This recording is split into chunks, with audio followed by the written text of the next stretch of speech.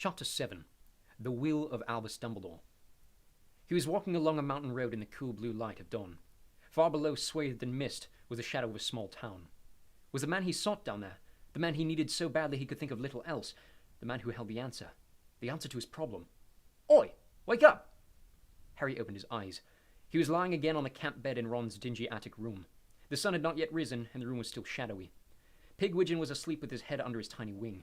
The scar on Harry's forehead was prickling. "You were muttering in your sleep." "Was I?" "Yeah, Grigorovitch. You kept saying Grigorovitch." Harry was not wearing his glasses. Ron's face appeared slightly blurred. "Who's Grigorovitch?" "I don't know, do I? You were the one saying it." Harry rubbed his forehead, thinking. He had a vague idea he had heard that name before, but he could not think where. "I think Voldemort's looking for him."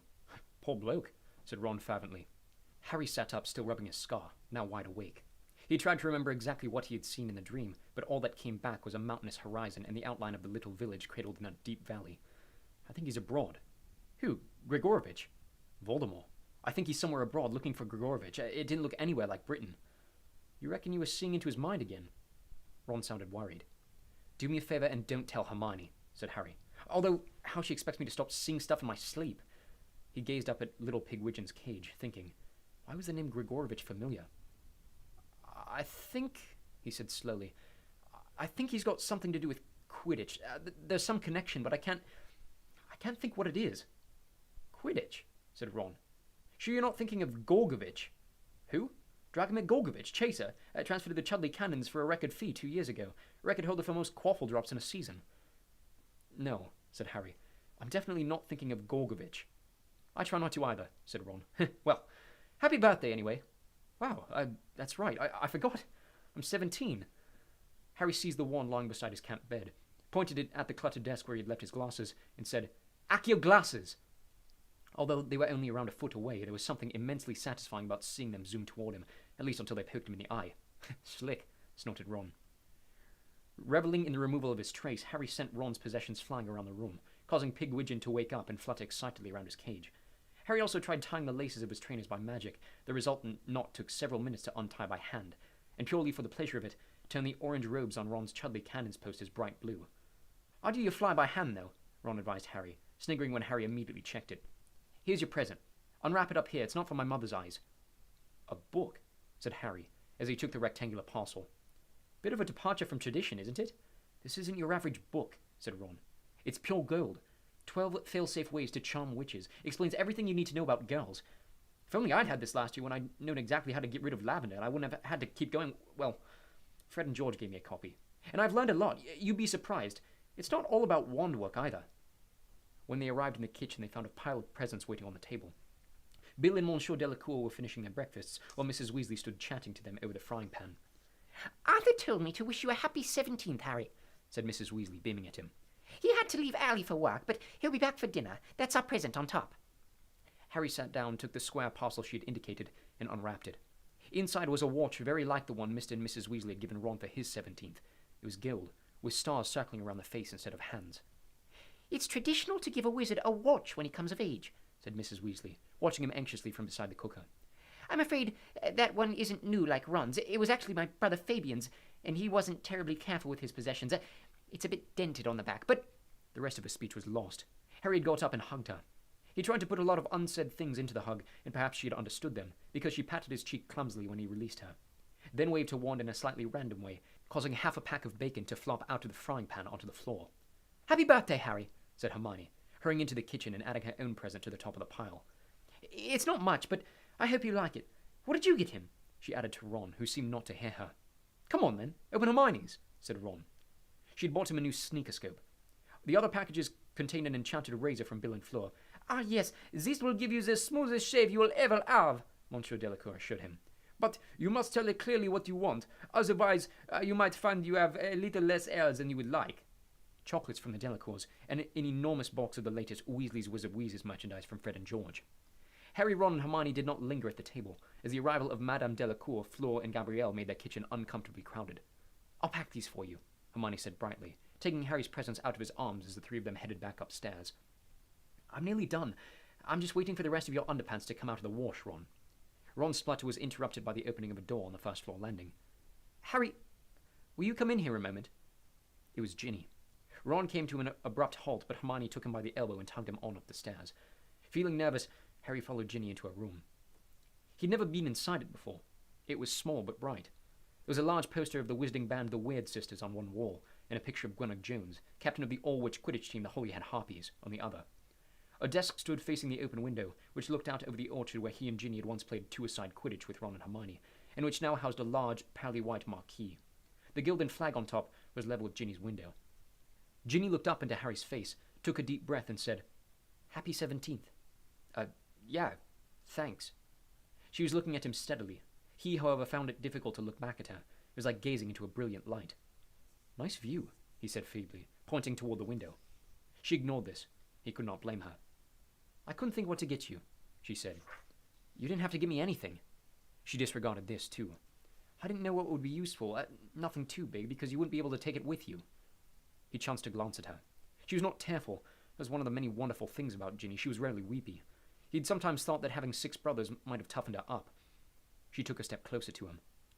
"So, then I thought, I'd like you to have something to remember me by. You know, if you meet some velo when you're off doing whatever you're doing. I think dating opportunities are going to be pretty thin on the ground, to be honest. That's the silver lining I've been looking for," she whispered. And then she was kissing him, as she had never kissed him before. And Harry was kissing her back. And it was blissful oblivion. Better than fire whiskey. She was the only real thing in the world, Ginny. The feel of her. One hand at her back and one in a long, sweet-smelling hair. The door banged open behind them, and they jumped apart. "Oh," said Ron pointedly. "Sorry. Ron!" Hermione was just behind him, slightly out of breath. There was a strained silence, then Ginny said in a flat little voice, "Well, happy birthday anyway, Harry." Ron's ears were scarlet. Hermione looked nervous. Harry wanted to slam the door in their faces, but it felt as though a cold draft had entered the room when the door opened, and his shining moment had popped like a soap bubble. All the reasons for ending his relationship with Ginny, for staying well away from her, seemed to have slunk inside the room with Ron, and all happy forgetfulness was gone. He looked at Ginny wanting to say something, though he hardly knew what, but she had turned her back on him. He thought that she might have succumbed for once to tears. He could not do anything to comfort her in front of Ron. I'll see you later," he said, and followed the other two out of the bedroom. Ron marched downstairs, through the still crowded kitchen and into the yard, and Harry kept pace with him all the way. Hermione trotting along behind them, looking scared. Once he reached the seclusion of the freshly mown lawn, Ron rounded on Harry. "You ditched her! What are you doing now, messing her around?" "I'm not messing her around," said Harry, as Hermione caught up with them. "Ron!" But Ron held up a hand to silence her. "She was really cut up when you ended it." "So was I. You know why I stopped it, and it wasn't because I wanted to." "Yeah, but you go snogging her now, and she's just going to get her hopes up again." "She's not an idiot. She knows it can't happen. She's not expecting us to end up married or—" As he said it, a vivid picture formed in Harry's mind of Ginny in a white dress, marrying a tall, faceless, and unpleasant stranger. In one spiraling moment it seemed to hit him. Her future was free and unencumbered, whereas his, he could see nothing but Voldemort ahead. "If you keep groping at every chance you get, it won't happen again," said Harry harshly. The day was cloudless, but he felt as though the sun had gone in. "Okay?" Ron looked half resentful, half sheepish. He rocked backward and forward on his feet for a moment, then said, "Right then. Well, that's... yeah." Ginny did not seek another one-to-one meeting with Harry for the rest of the day, nor by any look or gesture did she show that they had shared more than a polite conversation in her room. Nevertheless, Charlie's arrival came as a relief to Harry. It provided a distraction, watching Mrs. Weasley force Charlie into a chair, raise her wand threateningly, and announce that he was about to get a proper haircut. As Harry's birthday dinner would have stretched the Burrows' kitchen to breaking point even before the arrival of Charlie, Lupin, Tonks, and Hagrid, several tables were placed end to end in the garden. Fred and George bewitched a number of paper lanterns, all emblazoned with the large number 17 to hang in mid-air over the guests. Thanks to Mrs. Weasley's ministrations, George's wound was neat and clean, but Harry was not yet used to the dark hole in the side of his head, despite the twins' many jokes about it. Hermione made purple and gold streamers erupt from the end of a wand and draped themselves artistically over the trees and bushes. "Nice," said Ron, as with one final flourish of a wand, Hermione turned the leaves on the crabapple tree to gold. "You've really got an eye for that sort of thing." "Thank you, Ron," said Hermione, looking both pleased and a little confused. Harry turned away smiling to himself. He had a funny notion that he would find a chapter on compliments when he found time to peruse his copy of 12 fail-safe ways to charm witches. He caught Ginny's eye and grinned at her for remembering his promise to Ron, and hurriedly striking up a conversation with Monsieur Delacour. "Out of the way, out of the way," sang Mrs. Weasley, coming through the gate with what appeared to be a giant beach ball-sized snitch floating in front of her. Seconds later, Harry realized that it was his birthday cake, which Mrs. Weasley was suspending with her wand, rather than risk carrying it over uneven ground. When the cake had finally landed in the middle of the table, Harry said, "That looks amazing, Mrs. Weasley." "Oh, it's nothing, dear," she said fondly. Over her shoulder, Ron gave Harry the thumbs up and mouthed, "Good one." By 7 o'clock, all the guests had arrived, led into the house by Fred and George, who had waited for them at the end of the lane. Hagrid had honoured the occasion by wearing his best and horrible Harry Brown suit. Although Lupin smiled as he shook Harry's hand, Harry thought he looked rather unhappy. It was all very odd. Tonks beside him looked simply radiant. "Happy birthday, Harry," she said, hugging him tightly. 17, eh? Said Hagrid as he accepted a bucket-sized glass of wine from Fred. 6 years to the day since we met, Harry. Do you remember it? Vaguely, said Harry, grinning up at him. Didn't you smash down the front door, give Dudley a pig's tail, and tell me I was a wizard? I forget the details, Hagrid chortled. All right, Ron. Hermione? We're fine, said Hermione. How are you? Not bad. Been busy. We got some newborn unicorns. I'll show you when you get back. Harry avoided Ron's and Hermione's gazes as Hagrid rummaged in his pocket. Here, Harry. Couldn't think of what to get you, but then I remembered this. He pulled out a small, slightly furry drawstring pouch with a long string, evidently intended to be worn around the neck. Moleskin. Hide anything, and there ain't no one but the owner can get it out. They're rare, them. Hagrid, thanks, It's nothing. said Hagrid with a wave of a dustbin lid-sized hand. And there's Charlie. Always liked him. Hey, Charlie! Charlie approached, running his hand slightly ruefully over his new, brutally short haircut. He was shorter than Ron, thick-set, with a number of burns and scratches up his muscly arms. Hi, Hagrid. How's it going? Been meaning to write for ages. How's Norbert doing? Norbert? Charlie laughed. The Norwegian Ridgeback? We call her Norberta now. What? Norbert's a girl. Oh, yeah, said Charlie. How can you tell? Asked Hermione. They're a lot more vicious, said Charlie. He looked over his shoulder and dropped his voice. Wish Dad would hurry up and get here. Mum's getting edgy. They all looked over at Mrs. Weasley. She was trying to talk to Madame Delacour while glancing repeatedly at the gate. "I think we better start without Arthur," She called to the garden at large after a moment or two. "He must have been held up at... Oh!" They all saw it at the same time, a streak of light that came flying across the yard and onto the table, where it resolved itself into a bright silver weasel, which stood on its hind legs and spoke with Mr. Weasley's voice. Minister of Magic coming with me.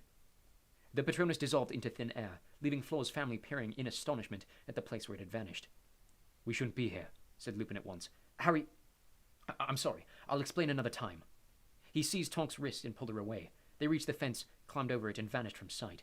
Mrs. Weasley looked bewildered. "The minister? But why? I don't understand." But there was no time to discuss the matter. A second later, Mr. Weasley had appeared out of thin air at the gate, accompanied by Rufus Scrimgeour, instantly recognizable by his mane of grizzled hair. The two newcomers marched across the yard toward the garden and the lantern-lit table, where everybody sat in silence, watching them draw closer.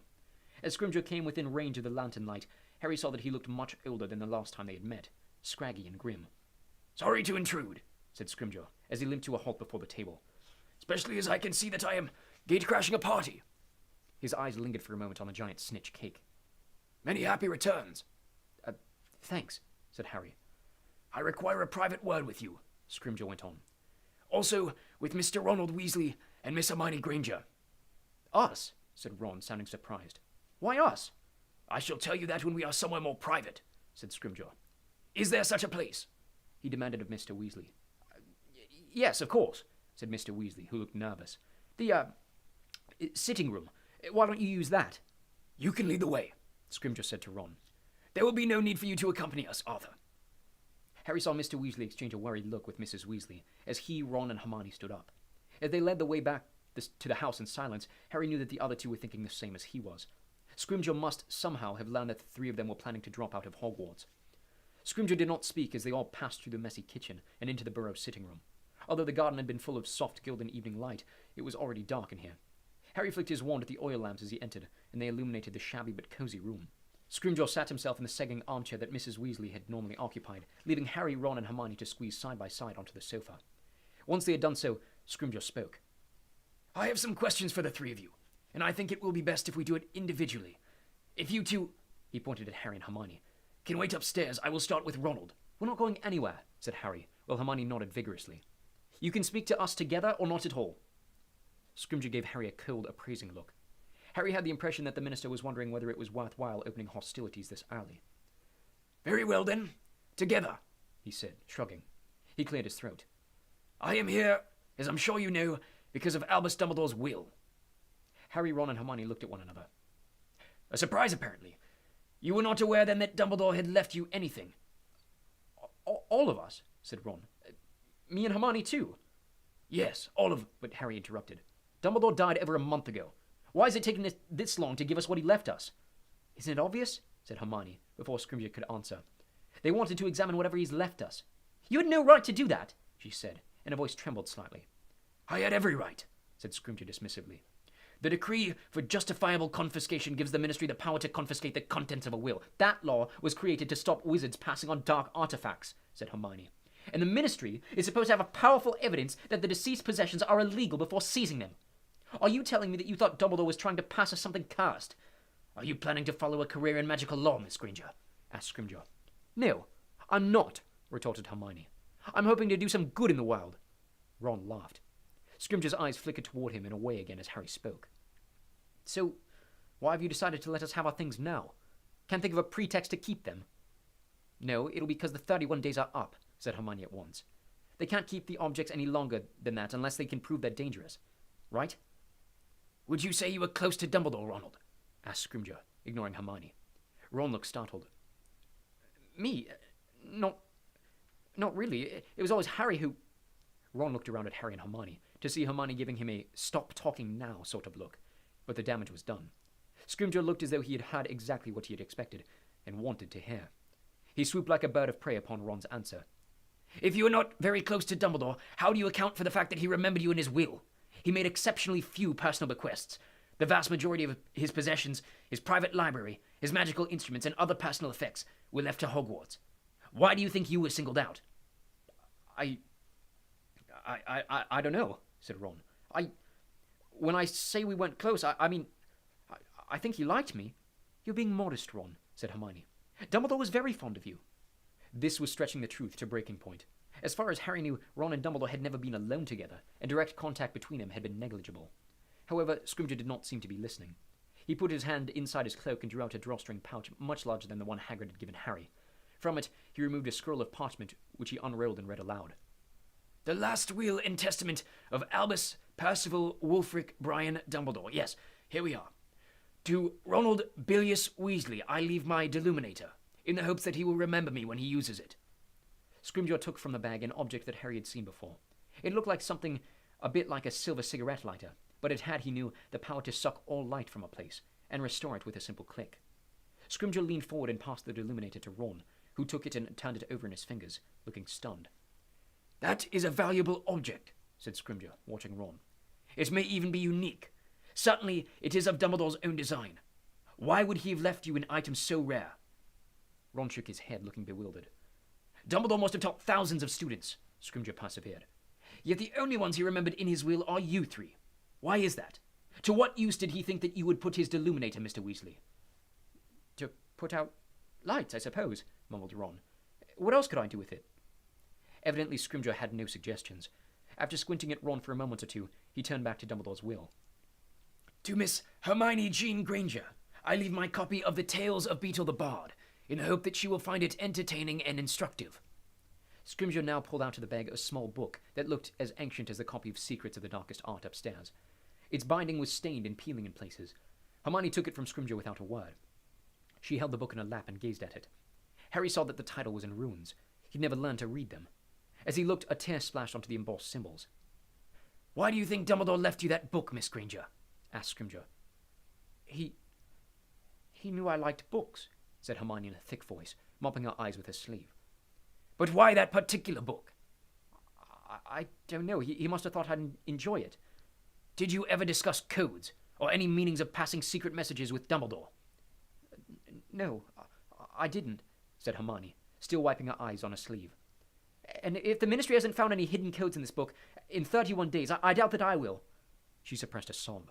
They were wedged together so tightly that Ron had difficulty extracting his arm to put it around Hermione's shoulders. Scrimgeour turned back to the will. To Harry James Potter, he read, and Harry's insides contracted with a sudden excitement. I leave the snitch he caught in his first Quidditch match at Hogwarts, as a reminder of the rewards of perseverance and skill. As Scrimgeour pulled out the tiny walnut-sized gilded ball, its silver wings fluttered rather feebly, and Harry could not help feeling a definite sense of anticlimax. Why did Dumbledore leave you this snitch? Asked Scrimgeour. No idea, said Harry. For the reasons you just read out, I suppose. To remind me what you can get if you, persevere, and whatever it was. You think this is a mere symbolic keepsake, then? I suppose so, said Harry. What else could it be? I'm asking the questions, said Scrimgeour, shifting his hair a little closer to the sofa. Dusk was really falling outside now. The marquee beyond the windows towered ghostly white over the hedge. I noticed that your birthday cake is in the shape of a snitch, Scrimgeour said to Harry. Why is that? Hermione laughed derisively. Oh, it can't be a reference to the fact Harry's a great seeker. That's way too obvious, she said. There must be a secret message from Dumbledore hidden in the icing. I don't think there's anything hidden in the icing, said Scrimgeour. But a snitch would be a very good hiding place for a small object. You know why, I'm sure. Harry shrugged. Hermione, however, answered. Harry thought that answering questions correctly was such a deeply ingrained habit she could not suppress the urge. Because snitches have flesh memories, she said. What? Said Harry and Ron together. Both considered Hermione's Quidditch knowledge negligible. Correct, said Scrimgeour. A snitch is not touched by bare skin before it is released, not even by the Maker, who wears gloves. It carries an enchantment by which it can identify the first human to lay hands upon it in case of a disputed capture. This snitch, he held up the tiny golden ball, will remember your touch, Potter. It occurs to me that Dumbledore, who had a prodigious magical skill, whatever his other faults, might have enchanted this snitch so that it will open only for you. Harry's heart was beating rather fast. He was sure that Scrimgeour was right. How could he avoid taking the snitch with his bare hand in front of the minister?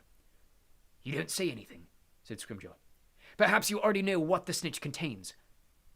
No, said Harry, still wondering how he could appear to touch the snitch without really doing so. If only he knew legilimency, really knew it, and could read Hermione's mind, he could practically hear her brain whirring beside him. Take it, said Scrimgeour quietly. Harry met the minister's yellow eyes and knew he had no option but to obey. Harry held out his hand, and Scrimgeour leaned forward again and placed the snitch slowly and deliberately into Harry's palm. Nothing happened. As Harry's fingers closed around the snitch, its tired wings fluttered and were still. Scrimgeour, Ron, and Hermione continued to gaze avidly at the now partially concealed ball, as if still hoping it might transform in some way. That was dramatic, said Harry coolly. Both Ron and Hermione laughed. That's all, then, is it? Asked Hermione, making to prise herself off the sofa. Not quite, said Scrimgeour, who looked bad-tempered now. Dumbledore left you a second bequest, Potter. What is it? Asked Harry, excitement rekindling. Scrimgeour did not bother to read from the will this time. The sword of Godric Gryffindor, he said. Hermione and Ron both stiffened. Harry looked around for a sign of the ruby-encrusted hilt, but Scrimgeour did not pull the sword from the leather pouch, which in any case looked much too small to contain it. So, where is it? Harry asked suspiciously. Unfortunately, said Scrimgeour, that sword was not Dumbledore's to give away. The sword of Godric Gryffindor is an important historical artifact, and as such belongs to Harry, said Hermione hotly. It chose him. He was the one who found it. It came to him after the Sorting Hat. According to reliable historical sources, the sword may present itself to any worthy Gryffindor, said Scrimgeour. That does not make it the exclusive property of Mr. Potter, whatever Dumbledore may have decided. Scrimgeour scratched his badly shaven cheek, scrutinizing Harry. Why do you think Dumbledore wanted to give me the sword? Said Harry, struggling to keep his temper. Maybe he thought it would look nice on my wall. This is not a joke, growled Scrimgeour. Was it before Dumbledore believed that only the sword of Godric Gryffindor could defeat the heir of Slytherin? Did he wish to give you that sword, Potter, because he believed, as do many, that you are the one destined to destroy he who must not be named? Interesting theory, said Harry. Has anyone ever tried sticking a sword in Voldemort? Maybe the Ministry should put some people onto that instead of wasting their time stripping down the Deluminators or covering up breakouts from Azkaban. So this is what you've been doing, Minister. Shut up in your office, trying to break open a snitch. People are dying. I was nearly one of them. Voldemort chased me across 3 counties. He killed Mad-Eye Moody, and there's been no word about any of that from the Ministry, has there? And you still suspect us to cooperate with you? You go too far, shouted Scrimgeour, standing up. Harry jumped to his feet, too. Scrimgeour limped toward Harry and jabbed him hard in the chest with the point of his wand. It singed a hole in Harry's t-shirt like a lit cigarette. Oi! Said Ron, jumping and raising his own wand. But Harry said, No. Don't you want to give him an excuse to arrest us? Remembered you're not at school, have you? Said Scrimgeour, breathing hard into Harry's face. Remember that I am not Dumbledore, who forgave your insolence and insubordination. You may wear that scar like a crown, Potter, but it is not up to 17-year-old boys to tell me how to do my job. It is time you learned some respect. It's time you earned it, said Harry. The floor trembled. There was a sound of running footsteps. Then the door to the sitting room burst open, and Mr. and Mrs. Weasley ran in. We thought we had... began Mr. Weasley, looking thoroughly alarmed at the sight of Harry and the minister virtually nose to nose. Raised voices, Panted Mrs. Weasley. Scrimgeour took a couple of steps back from Harry, glancing at the hole he had made in Harry's t-shirt. He seemed to regret his loss of temper. It was nothing, he growled. I regret your attitude, he said, looking Harry full in the face once more. You seem to think that the Ministry does not desire what Dumbledore desired. We ought to be working together. I don't like your methods, Minister, said Harry. Remember? For the second time he raised his right fist and displayed it to Scrimgeour the scars that still showed white on the back of it, spelling I must not tell lies. Scrimgeour's expression hardened. He turned away without another word and limped from the room. Mrs. Weasley hurried after him. Harry heard her stop at the back door, and after a minute or so she called, He's gone. What do you want? Mr. Weasley asked, looking around at Harry, Ron, and Hermione as Mrs. Weasley came hurrying back to them. To give us what Dumbledore left us, said Harry. They've only just released the contents of his will. Outside in the garden, over the dinner tables, the 3 objects Scrimgeour had given them were passed from hand to hand. Everyone exclaimed over the Deluminator and the tales of Beetle the Bard, and lamented the fact that Scrimgeour had refused to pass on the sword, but none of them could offer any suggestion as to why Dumbledore would have left Harry an old snitch. As Mr. Weasley examined the Deluminator for the 3rd or 4th time, Mrs. Weasley said tentatively, Harry dear, everyone's awfully hungry. We didn't like to start without you. Shall I serve dinner now? They all ate rather hurriedly, and then after a hasty chorus of happy birthday and much gulping of cake, the party broke up. Hagrid, who was invited to the wedding the following day but was far too bulky to sleep in the overstretched burrow, left to set up a tent for himself in the neighbouring field. Meet upstairs, Harry whispered to Hermione, while they helped Mrs. Weasley restore the garden to its normal state. After everyone's gone to bed. Up in the attic room, Ron examined his Deluminator, and Harry filled Hagrid's moleskin purse, not with gold, but with those items he most prized, apparently worthless though some of them were: the Marauder's map, the shard of Sirius's enchanted mare, and R.A.B.'s locket. He pulled the strings tight and slipped the purse around his neck, then sat holding the old snitch and watching its wings flutter feebly. At last Hermione tapped on the door and tiptoed inside. Muffliato, she whispered, waving her wand in the direction of the stairs. Thought you didn't approve of that spell, said Ron. Times change, said Hermione. Now, show us that Deluminator. Ron obliged at once. Holding it up in front of him, he clicked it. The solitary lamp they had lit went out at once. The thing is, whispered Hermione through the dark, we could have achieved that with Peruvian instant darkness powder.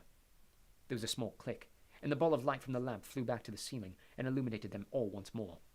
Still, it's cool, said Ron a little defensively. And from what they said, Dumbledore invented it himself. I know, but surely he wouldn't have singled you out in his will just to help us turn out the lights. Do you think he knew the Ministry would confiscate his will and examine everything he left us? Asked Harry. Definitely, said Hermione.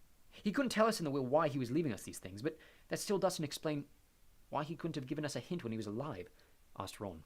Well, exactly, said Hermione, now flicking through the tales of Beetle the Bard. If these things are important enough to pass on right under the nose of the Ministry, you'd think he'd have let us know why, unless he thought it was obvious. Thought wrong then, didn't he? Said Ron. I always said he was mental. Brilliant and everything, but cracked. Leaving Harry an old snitch. What the hell was that about? I've no idea, said Hermione. When Scrimgeour made you take it, Harry, I was so sure that something was going to happen. Yeah, well, said Harry, his pulse quickening as he raised the snitch in his fingers. I wasn't going to try too hard in front of Scrimgeour, was I? What do you mean? Asked Hermione. The snitch I caught in my first ever Quidditch match, said Harry. Don't you remember? Hermione looked simply bemused. Ron, however, gasped, pointing frantically from Harry to the snitch and back again until he found his voice. That was the one you nearly swallowed! Exactly, said Harry, and with his heart beating fast, he pressed his mouth to the snitch. It did not open.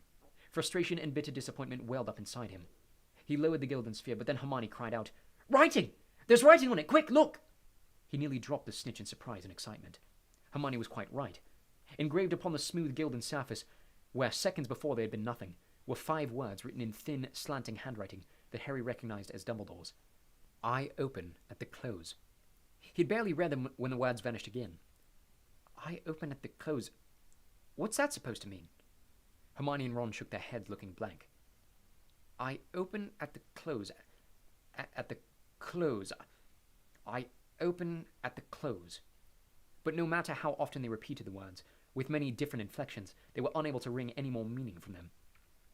And the sword, said Ron finally, when they had at last abandoned their attempts to divine meaning in the snitch's inscription. Why do you want Harry to have the sword? And why couldn't he have just told me? Harry said quietly. It was there. It was right there on the wall of his office during all our talks that year. If he wanted me to have it, why didn't he just give it to me then? He felt as though he was sitting in an examination, with a question he ought to have been able to answer right in front of him, his brain slow and unresponsive. Was there something he had missed in the long talks with Dumbledore last year? Ought he to know what it all meant? Had Dumbledore expected him to understand? And as for this book, said Hermione, the Tales of Beedle the Bard, I've never even heard of them. You've never heard of the Tales of Beedle the Bard? Said Ron incredulously. You're kidding, right? No, I'm not, said Hermione in surprise. Do you know them then? Well, of course I do. Harry looked up, diverted. The circumstance of Ron having read a book that Hermione had not was unprecedented. Ron, however, looked bemused by their surprise. Oh, come on! All the old kid stories are supposed to be beetles, aren't they? The Fountain of Fair Fortune, the Wizard in the Hopping Pot, Babbity Rabbity and a Cackling Stump. Excuse me? Said Hermione, giggling. What was that last one? Come off it, said Ron, looking in disbelief from Harry to Hermione. You must have heard of Babbity Rabbity. Ron, you know full well Harry and I were brought up by muggles, said Hermione. We didn't hear stories like that when we were little. We had Snow White and the Seven Dwarfs and Cinderella. What's that, an illness? Asked Ron. So these are children's stories? Asked Hermione, bending again over the runes. Yeah, said Ron uncertainly. I mean, that's just what you hear, you know, that all these stories came from Beedle. I don't know, they're like in the original versions. But I wonder why Dumbledore thought I should read them. Something creaked downstairs. Probably just Charlie, now Mum's asleep, sneaking off to regrow his hair, said Ron nervously. All the same, we should get to bed, whispered Hermione. I wouldn't do to oversleep tomorrow. No, agreed Ron. A brutal triple murder by the bridegroom's mother might put a bit of damper on the wedding. I'll get the lights. And he clicked the deluminator once more as Hermione left the room.